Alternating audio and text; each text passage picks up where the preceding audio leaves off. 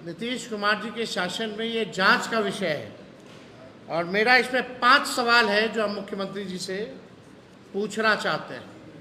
पहला, कितने अधिकारियों की पत्नियों की सरकारी नौकरी लगी है? पहला सवाल मेरा ये है कि कितने अधिकारियों की पत्नियों की सरकारी नौकरी लगी है। बिहार की सरकारी शिक्षा व्यवस्था का सत्यानाश कर कितने अधिकारियों के बच्चे विदेश में शिक्षा प्राप्त करते हैं, ये मेरा दूसरा सवाल है।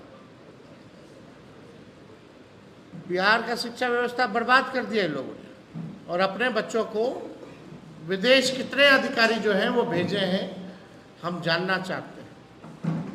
तीसरा सवाल, कितने अधिकारियों के बच्चे बिहार के विभिन्न विभागों में अपनी कंसल्टेंसी फर्म बना उसकी सेवा दे रहे हैं, ये हम जानना चाहते हैं। बिहार जानना चाहता है कि कितने अधिकारियों के ऐसे परिवार बच्चों के लोग हैं जो कंसल्टेंसी फर्म बना करके इस सरकार में कई मंत्रालयों में सेवा दे रहे हैं। इसका जरा आंकड़ा ये जांच करना पड़ेगा। कितनों ने ज़मीनों में और विदेशों में निवेश कर रखा है? कितने अधिकारियों ने? कितने अधिकारी ज़मीन में या विदेशों में निवेश कर रखे हैं, ये होना चाहिए। हम लोग भी मंत्री होते थे तो एफिडेविट देते थे, सारा चीज़ देते थे। यानी अब साफ दिखाता है कि मुख्यमंत्री जो लेते हैं, पता नहीं अधिकारियों का लेते हैं कि नहीं लेते हैं, वो एक तरफ देखते भी नहीं होंगे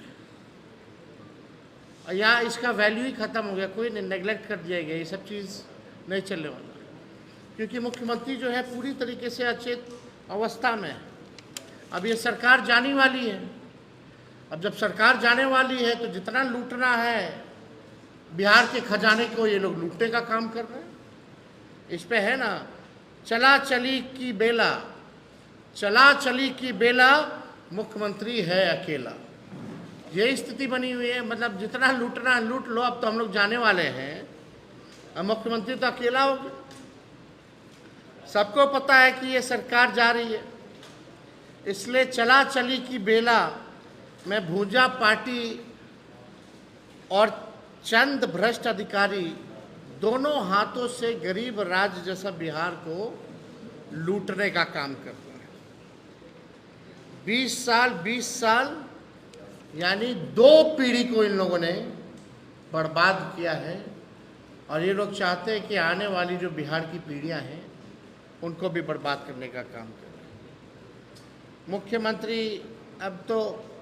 मुख्यमंत्री के जो अधिकारी अब तो उनके भी वफादार नहीं रहेंगे, मुख्यमंत्री के भी वफादार नहीं। बताइए, और कोई पढ़ा लिखा महिला नहीं थी कि मुख्यमंत्री के सचिव के धर्मपत्नी को आयोग में सदस्य बना दिया गया? क्या चल रहा है ये? अब तो आप देख लीजिए, आप ही लोग, बिहार का तो अब भगवान मालिक है। लोकतंत्र के नाम पे कोई संस्था जो है अब नहीं बची है, पूरी तरीके से इन लोगों ने बर्बाद कर दिया। हम लोग चाहे ये जो हम लोगों ने कागज़ दिखाया है, ये तो कागज़ पे ऑन रिकॉर्ड है, तभी हम प्रेस कॉन्फ्रेंस कर रहे हैं।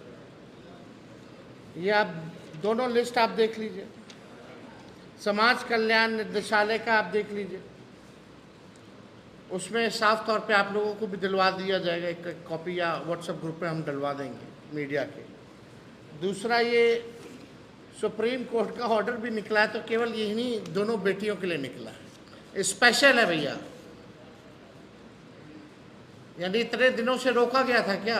क्यों नहीं इस जगह रिक्त क्यों थी? इस पद को क्यों नहीं भरा जा रहा था? अगर नहीं भरा जा रहा था तो भी सुप्रीम कोर्ट में बिहार सरकार सफर कर रही होगी।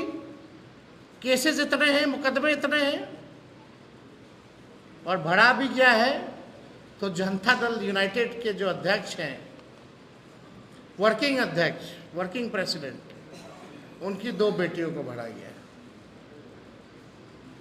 20 साल तजुर्बा होने के बाद भी सुप्रीम कोर्ट में ऐसे बड़े से बड़े लॉयरों को जगह नहीं मिलती है। हमको भी नहीं लगता कि 1 साल का भी एक्सपीरियंस है, 2 साल का एक्सपीरियंस होगा। ये स्थिति बनी हुई है।